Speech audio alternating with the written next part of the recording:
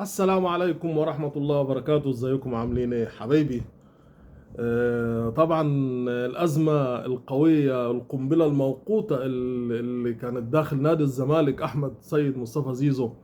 العقد بتاعه ان احنا بنقعد معاه وكمجلس إدارة من ساعة ما خلصت الانتخابات والملفات كلها معايا وهخلص اللعيبة والأزمة بتاعت القضايا هنخلصها والكلام ده كله. الكلام ده كله تمام وزي الفل. طب انت من 6 اشهر من سنة ما قدرتش تخلص احمد سيد مصطفى زيزو، وفي لعيبة في نادي الزمالك في اوضة خلع الملابس مستنية ان اللاعب ده هياخد كام عشان انا اطلب كذا. تمام، وانت عندك اصلا ازمة مالية. الازمة المالية اللي عندك دي ممكن الرجال اعمال اللي عندك ممكن يخلصوك في يوم. تمام، وممكن تقعد فيها 10 سنين انت في ازمه ماليه وفي مشاكل والدنيا مطحون عندك في نادي الزمالك. تمام. ادي السيد احمد مصطفى زيزو خلاص مشي، تقريبا هيمشي. اللي انا عارفه تقريبا ان هو هيمشي، اللي احنا عارفينه يعني كجماهير يعني وكده، اللي احنا عارفينه ان هو هيمشي خلاص. تمام. وان انت وقفته والكلام ده، وهو لسه في مباريات عندك، لسه في مباريات في افريقيا، كانت في افريقيا قبل ما الزمالك يطلع، وفي مباريات طبعا في الدوري. وقفته وخليته طبعا عشان هو مش عايز يجدد والكلام ده. في حاجة غامضة، في حاجة غامضة داخل مجلس إدارة نادي الزمالك. وزيزو كده على كده بينيم الناس، بينيم الجمهور. لا انت مين قال لك ان انا قاعد يا عم في الزمالك، انا قاعد يا عم في الزمالك الله.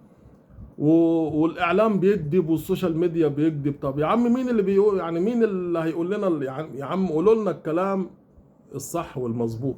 تمام، صرحونا، صرحونا كمجلس إدارة ونادي يعني نادي الزمالك صرحوا الجمهور. يعني الجمهور تمام من كام يوم عمال بيشتم أحمد سيد مصطفى زيزو، بيشتموا بالأب وبالأم وبأغزر أغزر الشتايم. تمام. انت كجمهور يعني هتبقى مرتاح لو يعني هتبقى مرتاح لو حد شتمك الشتايم دي؟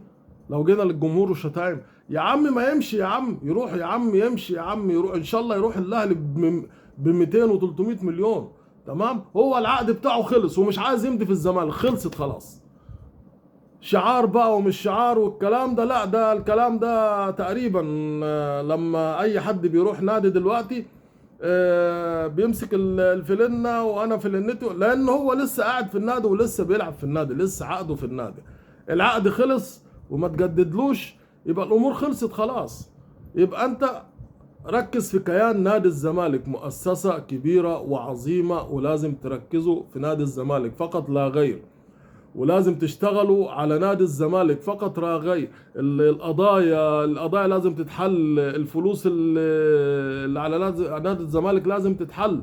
المشاكل اللي في مجالس الادارات، ان مجلس اداره يمشي بيقطع في المجلس الاداره اللي مسك، لازم الامور دي كلها تتحل. الامور دي لو ما اتحلتش الزمالك هيفضل زي ما هو كده في مشاكله، في حواراته. تمام، وهتيجي تقول لي اصله الاهلي شغال من تحت لتحت. يا عم انت مالكش دعوه، ظبط نفسك وظبط امورك. والسلام عليكم ورحمه الله وبركاته.